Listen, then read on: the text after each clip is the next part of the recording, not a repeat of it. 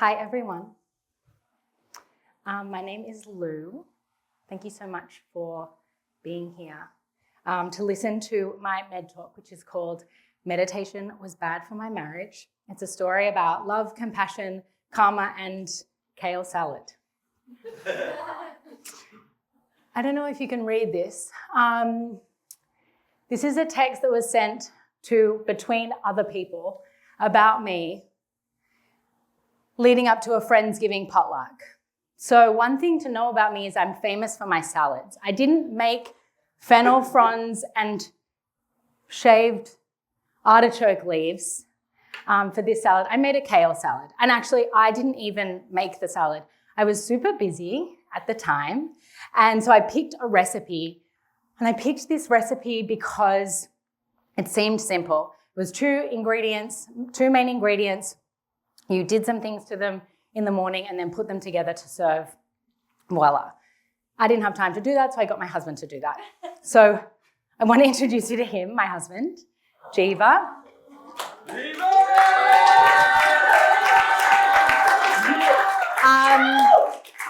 This is us on our wedding day in 2017. Long story short, we got married for a green card, but we did love each other. And we moved to New York a year after this in 2018. And when we moved to New York, we really started to kind of discover ourselves and create these new identities for ourselves, for our relationship, and for each other. And obviously, as anyone exploring their identity does, we went to Burning Man in 2019 together. Shout out to Burning Man. So we went to Burning Man. We met these amazing people at Burning Man who were going to be our new best friends when we moved back to New York.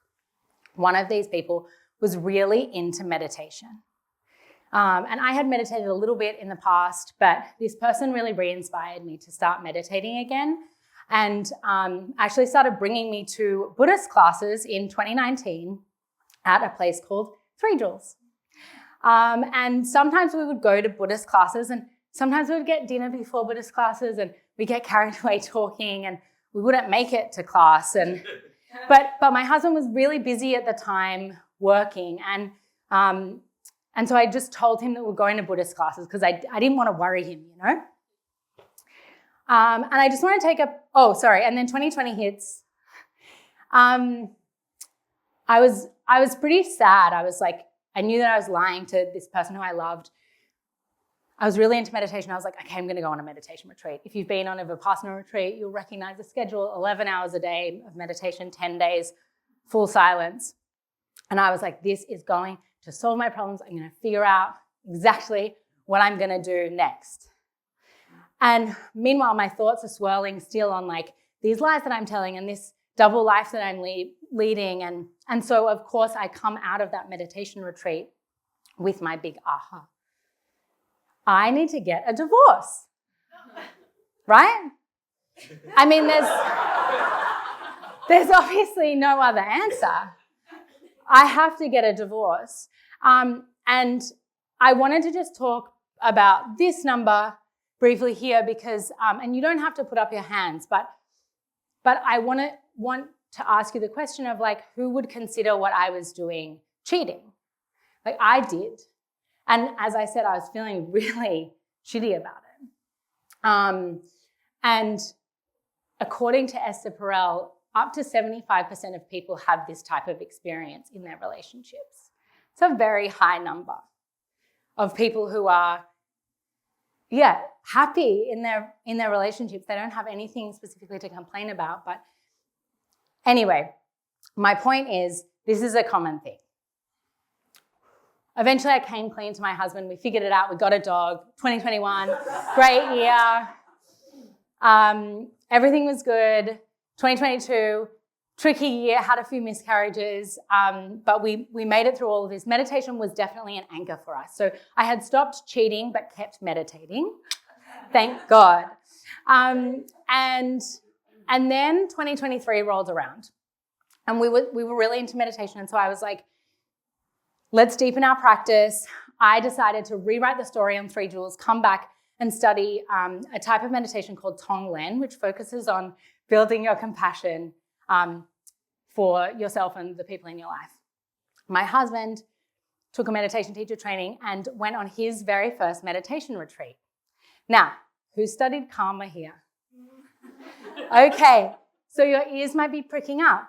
And yes, he did have a realization in his meditation retreat, and shockingly, he also was not so sure about our relationship. But luckily for me, we found out just after that I was pregnant with my baby. And so and this time the pregnancy was going to stick and everything was going to be fine. And I didn't know that he was having these thoughts really, but he was. And then 5 months later, when I was 5 months pregnant, he confessed that he actually had made like a special meditation friend at his first meditation retreat. And it was heartbreaking for me to hear that. But it broke my heart in a way that I wasn't expecting. I knew what it felt like to be on the teller's side of that conversation, and I knew that it was as hard as being on the listener's side. And because I had been studying this, I'd been practicing this meditation that built my compassion, I could hear the angry thoughts, but they couldn't break through. I was just full of compassion and love for him. And somehow that betrayal turned into bliss.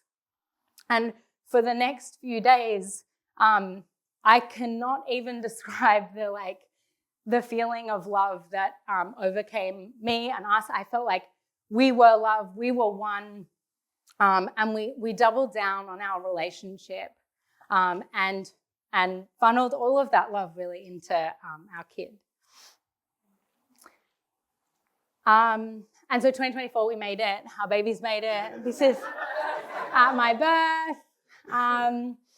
And this is the dog's still here and the baby. And I think the thing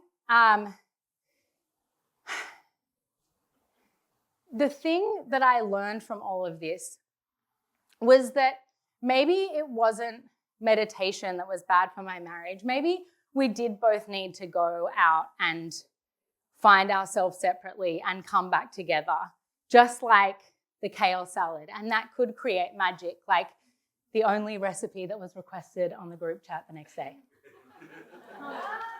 So if you take anything away from this, I really want you to know that meditation is a practice to habituate a state of mind like compassion that can appear naturally when the rubber really meets the road in your real life. And maybe meditation was good for my marriage, and maybe you can't change your partner, but you definitely can change your mind. Thank you.